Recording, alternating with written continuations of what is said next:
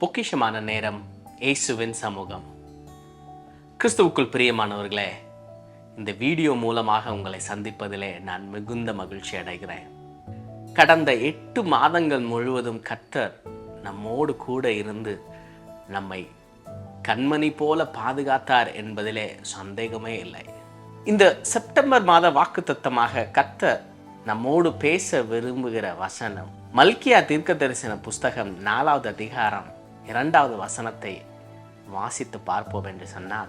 ஆனாலும் என் நாமத்துக்கு பயந்திருக்கிற உங்கள் மேல் நீதியின் சூரியன் உதிக்கும், அதன் செட்டைகளின் கீழ் ஆரோக்கியம் இருக்கும். நீங்கள் வெளியே புறப்பட்டு போய் கொழுத்த கன்றுகளைப் போல வளருவீர்கள். இந்த மாதத்திலே கர்த்தர் 4 காரியங்களை நம்மோடு கூட பேச விரும்புகிறார். முதலாவது காரியம், உங்கள் மேல் நீதியின் சூரியன் உதிக்கும். ஒருவேளை கடந்த நாட்களிலே இருளான அனுபவங்களிலே, வேதனையான அனுபவங்களிலே நீங்க கடந்து சென்றிருக்கலாம். ஆனால் கர்த்தர் உங்களோடு பேச விரும்புகிறார். நீதியின் சூரியன் உங்கள் மேல் உதிக்கும். இரண்டாவதாக, அவருடைய செட்டைகளின் கீழ் ஆரோக்கியம் இருக்கும். கர்த்தருடைய செட்டைகளின் கீழ் நாம் வருவோம் என்று சொன்னால் அது நமக்கு ஆரோக்கியம்.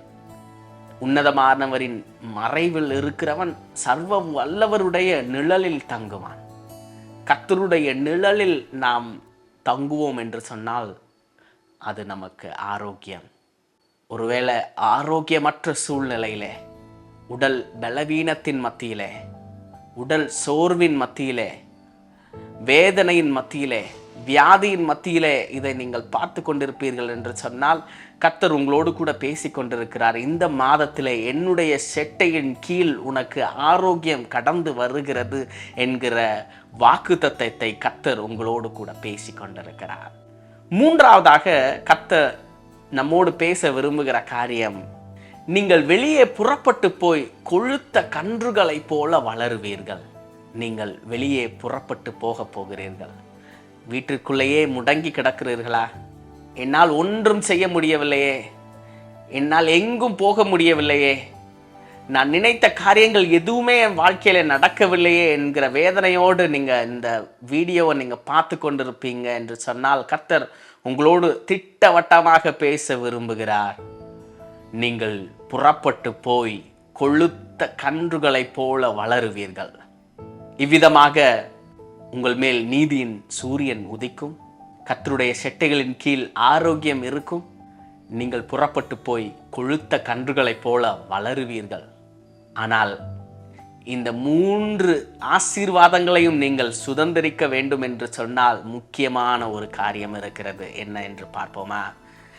ஆனாலும் என் நாமத்துக்கு பயந்திருக்கிற, கர்த்தருடைய நாமத்திற்கு நாம் பயப்பட வேண்டும்.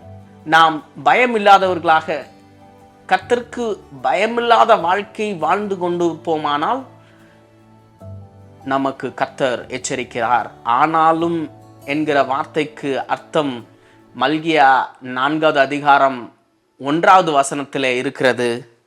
இதோ சூளையை போல எரிகிற நாள் வரும், அப்போது அகங்காரிகள் யாவரும் அக்கிரமம் செய்கிற யாவரும் துரும்பாயிருப்பார்கள். வரப்போகிற அந்த நாள் அவர்களை சுட்டெரிக்கும், அது அவர்களுக்கு வேரையும் கொப்பையும் வைக்காமற் போகும் என்று சேனைகளின் கர்த்தர் சொல்லுகிறார். ஆகவே நாம் கர்த்தருக்கு பயந்தவர்களாக வாழ வேண்டும். நம்முடைய தகப்பனுக்கு நாம் பயந்தவர்களாக இருப்போம் என்று சொன்னால் நாம் தகப்பன் விரும்புகிற காரியங்களை நாம் செய்வோம். அதே போல கர்த்தர் விரும்புகிற காரியம் எல்லாவற்றையும் நாம் செய்வோம் என்றால் அவருக்கு ஒரு பயந்த வாழ்க்கையை நாம் வாழ்கிறோம் என்று அர்த்தம்.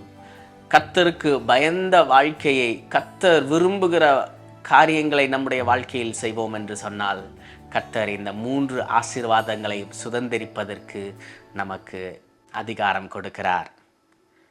உங்கள் மேல் நீதியின் சூரியன் உதிக்கும், அவருடைய செட்டைகளின் கீழ் ஆரோக்கியம் இருக்கும். நீங்கள் வெளியே புறப்பட்டு போய் கொழுத்த கன்றுகளைப் போல வளருவீர்கள். நாம் ஜெபிப்போம். எங்கள் அன்பின் பரலோக தகப்பனே, இந்த நேரத்திலும் மல்கியா 4வது அதிகாரம் 2வது வசனத்திலே கர்த்தர் எங்களோடு கூட பேசிய காரியங்களை நாங்கள் கேட்டிருக்கிறோம் அப்பா. இந்த வார்த்தைகள் எங்களுடைய வாழ்க்கையிலே நிறைவேறுவதாக. நீதியின் சூரியன் உதிக்கட்டும், ஆரோக்கியம் வரட்டும், வெளியே புறப்பட்டு போய் கொழுத்த கன்றுகளைப் போல வளருகிற அனுபவத்தை கர்த்தர் தர வேண்டுமாய் ஜெபிக்கிறேன் தகப்பனே. நாங்கள் செய்ய வேண்டியது உமக்கு பயப்படுகிற வாழ்க்கையை நாங்கள் அனுசரிப்பது. அப்படிப்பட்டதான வாழ்க்கையை எங்களுடைய வாழ்க்கையாக மாற கர்த்தர் நீங்கள் பலன் தர வேண்டுமாய் ஜெபிக்கிறோம் அப்பா. இதை பார்த்து கொண்டிருக்கிற ஒவ்வொருவரையும் கர்த்தர் நீங்கள் ஆசீர்வதிக்க வேண்டுமாய் ஜெபிக்கிறோம். பெரிய காரியங்களை செய்யுங்க, அற்புதங்களை செய்யுங்க.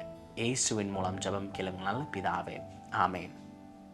கிறிஸ்துவுக்குள் பிரியமானவர்களே, உங்களுக்கு ஜெப தேவைகள் இருக்கும் என்று சொன்னால் ஸ்கிரீனில் இருக்கிற நண்பரை தொடர்பு கொள்ளுங்கள்.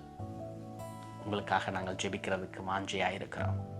கர்த்தர் பெரிய காரியங்களை செய்வார். ஆமென்.